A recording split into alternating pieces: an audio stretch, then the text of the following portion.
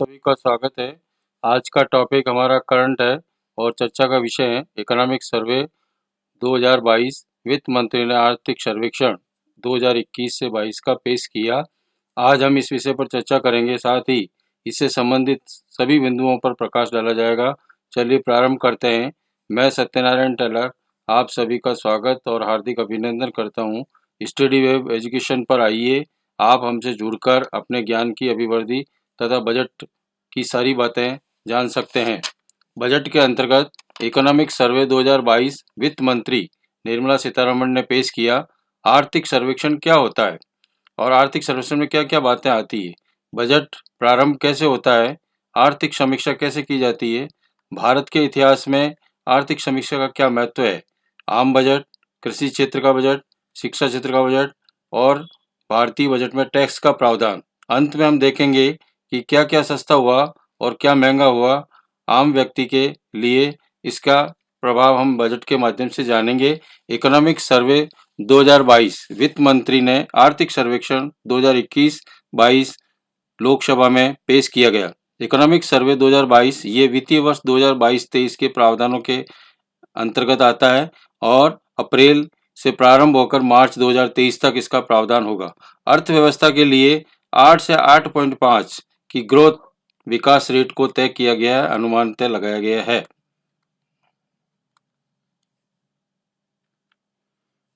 केंद्रीय वित्त मंत्री निर्मला सीतारमण फाइनेंस मिनिस्टर ने लोकसभा में आर्थिक सर्वेक्षण 2022 पेश किया गया। वित्त वर्ष 2022-23 के लिए सरकार के बजट से पहले अर्थव्यवस्था की स्थिति का सारा ब्यौरा दिया गया है और केंद्रीय मंत्री निर्मला सीतारमण ने 1 फरवरी 2022 को देश का आम बजट पेश किया। ये वित्तीय वर्ष 2022-23 और 22-23 से 2023 अप्रैल तक की अर्थव्यवस्था के लिए है। अर्थव्यवस्था में 8 से 8.5% विकास दर का अनुमान बताया गया है। लगभग पूर्णकालिक महिला वित्त मंत्री होने के कारण निर्मला सीतारमण ने चौथा बजट हमारे लोकसभा में भारत सरकार के लिए पेश किया है, जबकि साल 2014 में सत्ता पर काबिज होने के बाद ये मोदी सरकार का 10वां बजट है।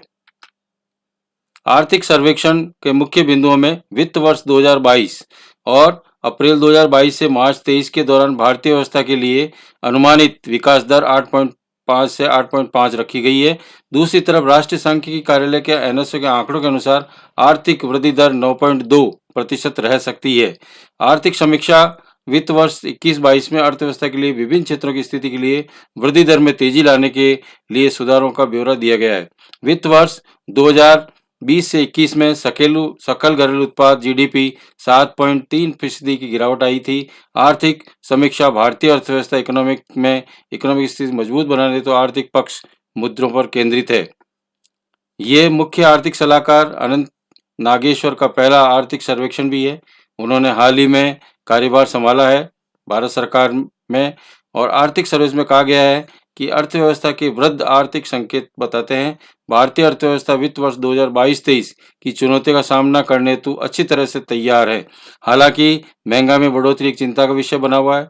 आर्थिक समीक्षा भारतीय अर्थव्यवस्था की स्थिति को मजबूत बनाने हेतु आपूर्ति पक्ष के मुद्दों पर केंद्रित वित्त वर्ष 2020-21 में सकल घरेलू उत्पाद जीडीपी 7.3% की गिरावट आई गई है। वो महामारी कोरोना या कोविड-19 के कारण थी। आर्थिक सर्वेक्षण क्या होता है, मुख्य बिंदु हमारा यही है। हर साल बजट 1 फरवरी के दिन पेश किया जाता है। इसे ठीक एक दिन पहले आर्थिक सर्वेक्षण की रिपोर्ट सामने रखी जाती है। हालांकि इसी को मद्देनजर रखते हुए पिछले 29 सालों से ही जनवरी को पेश किया गया था। आपको बता दें, आर्थिक सर्वेक्षण बजट का एक मुख्य आधार है और उसी के अनुसार अर्थव्यवस्था की पूरी तस्वीर पेश की जाती है। पहला आर्थिक सर्वेक्षण वित्त वर्ष 1950 से 1951 में पेश किया गया था।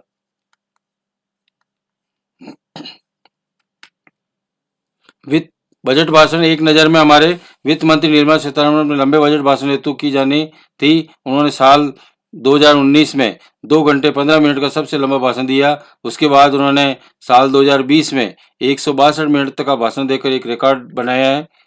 आर्थिक समीक्षा बजट के एक दिन पहले संसद में पेश की गई। समीक्षा में चालू वित्त वर्ष के लिए ग्रोथ रेट 9.2% रहने का अनुमान जताया गया है। अगले वित्त वर्ष के बारे में कहा गया है कि अर्थव्यवस्था के बढ़ने की दर कुछ कम होकर 8 से 8.5% के बीच रह सकती है। मोदी सरकार का ये 10वां बजट है। ये मोदी सरकार का 10वां बजट होगा। दूसरे कार्यकाल का चौथा बजट होगा। कोरोना वायरस महामारी के बीच आ रहे बजट से आम आदमी से लेकर कारोबारी, व्यापारी अथवा किसान सभी को कुछ न कुछ उम्मीदें हैं। भारत का पहला बजट। भारत में बजट पहली बार 7 अप्रैल 1860 को पेश किया गया था। उस वक्त ईस्ट इंडिया 7 अप्रैल 1860 को पेश किया गया। उस वक्त ईस्ट इंडिया कंपनी के स्टॉकिस्ट, अर्थशास्त्री एवं राजनेता जेम्स विल्सन ने अपने ब्रिटिश क्राउन के सामने बजट पेश किया था। स्वतंत्र भारत का पहला बजट 26 नवंबर 1947 को तत्कालीन वित्त मंत्री आर के संकणम चेट्टी ने पेश किया था। वित्त मंत्री निर्मला सीतारमण ने अपने भाषण की शुरुआत कोविड महामारी 19 के दुष्प्रभावों का जिक्र किया, क्योंकि उन्होंने नए वेरिएंट ओमिक्रॉन का भी असर कम हुआ है, लेकिन इसमें आर्थिक गतिविधियों से थोड़ी बाधा जरूर दूर हुई है। इस बजट में आइए जानते हैं भारत की जनता और अर्थव्यवस्था के लिए क्या क्या घोषणाएं की गई। आम बजट 2022 के मुख्य बिंदु। केंद्रीय वित्त मंत्री निर्मला सीतारमण ने कहा कि कोरोना काल में पढ़ाई का काफ़ी नुकसान हुआ है। उन्होंने कहा कि एक क्लास एक टीवी चैनल को 12 से बढ़ाकर 200 टीवी चैनल किया जाएगा। इसके अतिरिक्त डिजिटल विश्वविद्यालय की स्थापना होगी। मानसिक समस्याओं के लिए नेशनल टेलीमेंटल हेल्थ प्रोग्राम भी इसके द्वारा शुरू किया जाएगा।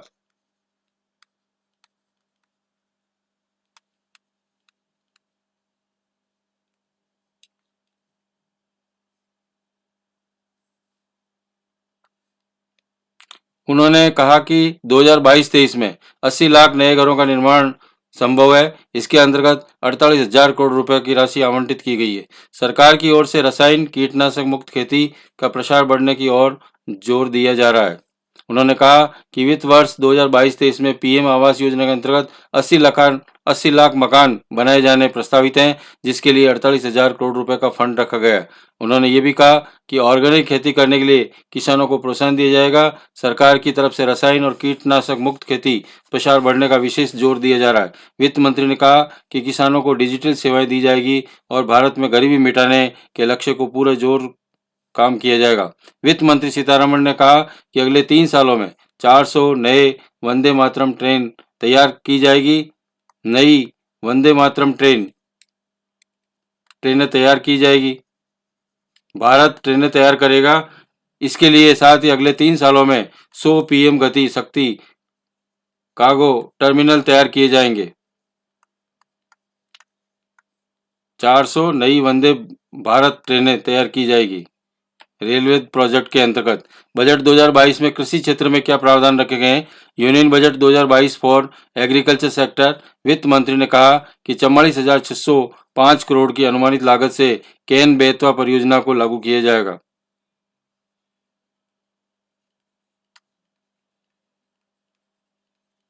बहुत ही महत्वपूर्ण उपयोगी केन बेतवा परियोजना है। यूनियन बजट 2022 में एग्रीकल्चर सेक्टर में केंद्रीय वित्त मंत्री निर्मला सीतारमण ने कहा कि 2022 का बजट पेश किया जाएगा और सरकार की ओर से किसानों को डिजिटल सर्विस दी जाएगी। उन्होंने कहा कि ऑर्गेनिक खेती सरकार पर जोर दे रही है। वित्त मंत्री निर्मला सीतारमण ने कहा कि तिलहनों के उत्पादन को बढ़ावा देने तो सरकार प्रतिबद्ध है। वित्त मंत्री ने कहा कि नए वित्त वर्ष में न्यूनतम समर्थन मूल्य एमएसपी पर रिकॉर्ड खरीद की जाएगी और इस बजट में कृषि क्षेत्र के लिए कई घोषणाएं की गई है। बजट में कृषि क्षेत्र के लिए बड़ी घोषणाएं। वित्त मंत्री ने कहा कि किसानों के लिए प्राकृतिक खेती को अपनाने के लिए राज्य सरकारों को एवं एमएसएमई की भागीदारी के लिए व्यापक पैकेज पेश किया जाएगा। वित्त मंत्री निर्मला सीतारमण ने कहा कि एमएसपी पर किसानों की रिकॉर्ड खरीदारी की जाएगी। गेहूं और धान की अनुमानित खरीद में 163 लाख किसानों से 12,800 लाख मैट्रिक टन गेहूं और धान होगा। उन्होंने ये भी कहा कि साथ ही एमएसपी मूल्य पर 2.37 लाख करोड़ का भुगतान सीधे किसानों के खातों में किया जाएगा। देश भर में रसायन मुक्त प्राकृतिक खेती को यानी ऑर्गेनिक खेती को बढ़ावा दिया जाएगा। वित्त मंत्री ने कहा कि 44,605 करोड़ की अनुमानित लागत से केन बेतवा परियोजना को लागू किया जाएगा और इस योजना के लक्ष्य के लिए 9.8 लाख हेक्टेयर कृषि भूमि सिंचाई उपलब्ध करवाना और 62 लाख लोगों को पेयजल आपूर्ति करना है। वर्तमान में ये बेतवा कृषि परियोजना चर्चा का विषय बनी हुई है। आपको ये भी बता दें कि इस परियोजना के अनुमानित वित्त वर्ष 2021-22 में 4300 करोड़ रुपए और वित्त वर्ष 2022-23 में 1400 करोड़ रुपए का आवंटन किया गया है। वित्त मंत्री ने घोषणा की कि सिंचाई सुविधाओं को बढ़ाने पर जोर दिया जाएगा। साल 2022-23 में मोटा अनाज वर्ष घोषित किया गया है। वित्त मंत्री ने कहा कि तिलहन की खेती को बढ़ावा दिया जाएगा। फल सब्जी किसान को पैकेज मिलेगा। उन्होंने कहा कि समावेशी विकास सरकार की प्राथमिकता है, जिसमें धान खरीफ और रबी फसलों के लिए किसानों को शामिल है। इसके तहत 1000 LMT धान की खरीद की उम्मीद बताई गई है। एजुकेशन बजट 2022 जाने शिक्षा एवं रोजगार क्षेत्र को क्या मिलेगा। तो एजुकेशन बजट 2022 में केंद्रीय वित्त मंत्री ने बजट घोषणा में 60 लाख नई नौकरियों को देने का वचन दिया गया है। 60 लाख नई नौकरियों को देने का वचन दिया गया है, लेकिन हाल ही में उन्होंने कहा कि आत्मनिर्भर भारत अभियान को जबरदस्त प्रक्रिया मिल रही है। एजुकेशन बजट 2022 में केंद्रीय वित्त मंत्री निर्मला सीतारमण ने 1 फरवरी 2022 को आगामी वित्त वर्ष 2022-23 के लिए केंद्रीय बजट पेश किया गया। शिक्षा जगत, रोजगार, कौशल विकास, उद्यमिता प्रोत्साहन हेतु कई बड़ी महत्वपूर्ण घोषणा की गई है। केंद्रीय वित्त मंत्री ने बजट घोषणा में 60 लाख नई नौकरियों को वचन दिया है, लेकिन बेरोजगारों को कब ये दिया जाएगा अभी उसमें कोई अनुमानित नहीं बताया गया है। केंद्रीय वित्त मंत्री सीतारमण ने हाल ही में कहा कि आत्मनिर्भर भारत अभियान को जबरदस्त प्रतिक्रिया मिल रही है। वित्त मंत्री ने बजट घोषणा में डिजिटल शिक्षा को बढ़ावा देने पर जोर दिया गया। आपको ये भी बता दें कि शिक्षा क्षेत्र में बजट की कई महत्वपूर्ण घोषणाएं की गई है। बजट भाषण में शिक्षा एवं रोजगार से जुड़ी मुख्य बातें, युवा शक्ति को स्किल इंडिया मिशन के तहत स्किल्ड वर्कर बनाने और सरकारी योजनाओं को अंतर्गत काम दिया जाएगा। DTH प्लेटफॉर्म पर प्रधानमंत्री ई विद्या योजना के अंतर्गत एक चैनल एक क्लास योजना को 12 से 200 टीवी चैनल को योजना तक बढ़ाया जाएगा।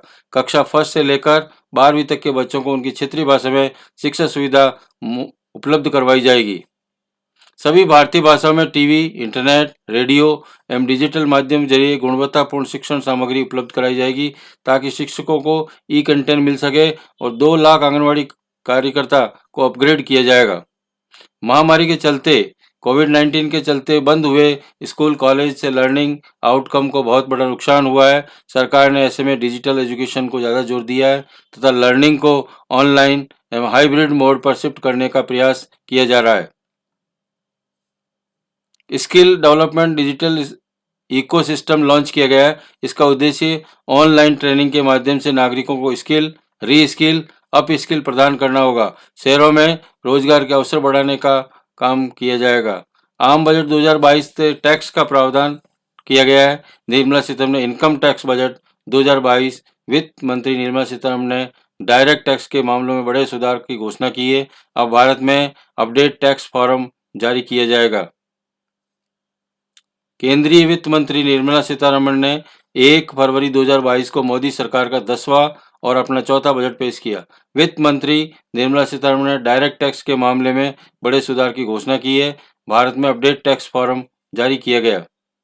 केंद्रीय वित्त मंत्री निर्मला सीतारमण की तरफ से इनकम टैक्स स्लैबों में किसी भी प्रकार की बदलाव की घोषणा नहीं की गई। आपको बता दें कि बजट में कहा गया कि भारतीय reserve bank RBI digital currency जारी करेगा।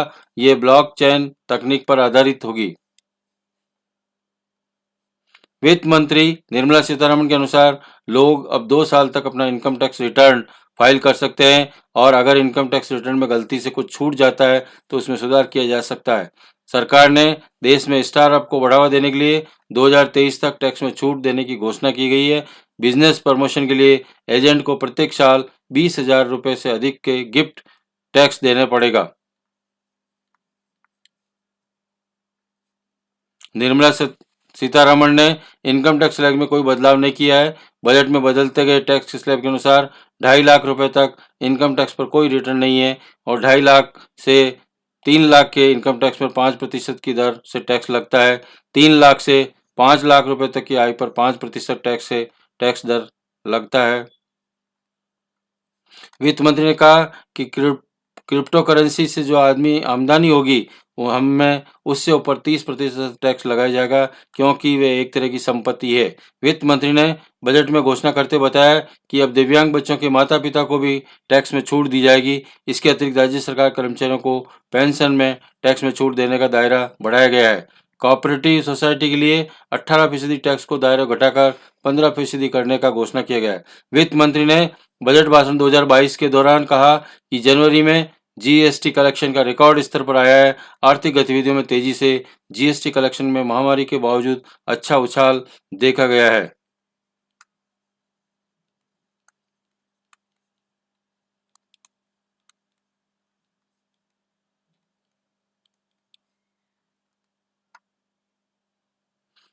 बजट 2022 क्या सस्ता हुआ और क्या महंगा हुआ?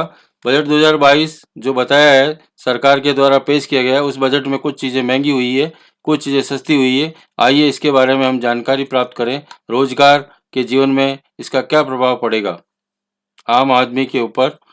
केंद्रीय वित्त मंत्री निर्मला सीतारमण संसद में पेश किए गए बजट में लोगों को राहत देने की कोशिश की। हर बार की तरह इस बार भी बजट के कुछ चीज़ें महंगी हुई, कुछ चीज़ें सस्ती हुई।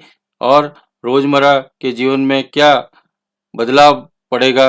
चमड़े का सामान सस्ता हुआ है, electronics, mobile charger, camera model सस्ते होंगे, गहने सस्ते होंगे, कच्चे हीरे का आयात कर मुक्त कर दिया गया है, मेथनॉल पर ड्यूटी कम की गई है, स्टील सस्ती होगी, बटन, जिपर, चमड़ा, पैकेजिंग बॉक्स सस्ता होगा, श्रिम्प एक्वाकल्चर पर भी ड्यूटी कम कर दी गई है।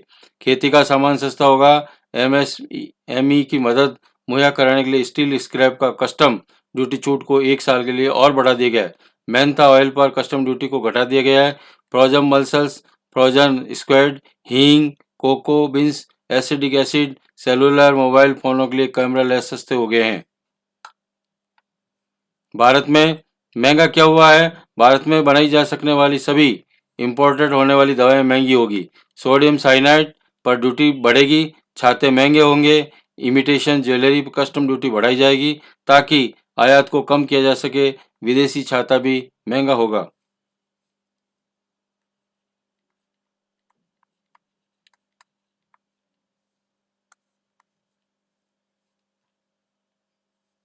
इस साल अक्टूबर से बिना ब्लेडिंग वाले फ्यूल पर 2 रुपये प्रति लीटर के हिसाब से एक्साइज ड्यूटी लगेगी। Imitation jewellery, loud speaker, headphone, earphone, smart meter, solar cell, solar modular, x-ray machine, electronic खिलौनों के पार्ट्स महंगे हो जाएंगे। इन सारी चीज़ों को सरकार ने कॉस्ट बढ़ जाएगी। Thank you so much for watching. Great have day. जय हिंद, जय भारत। Thank you.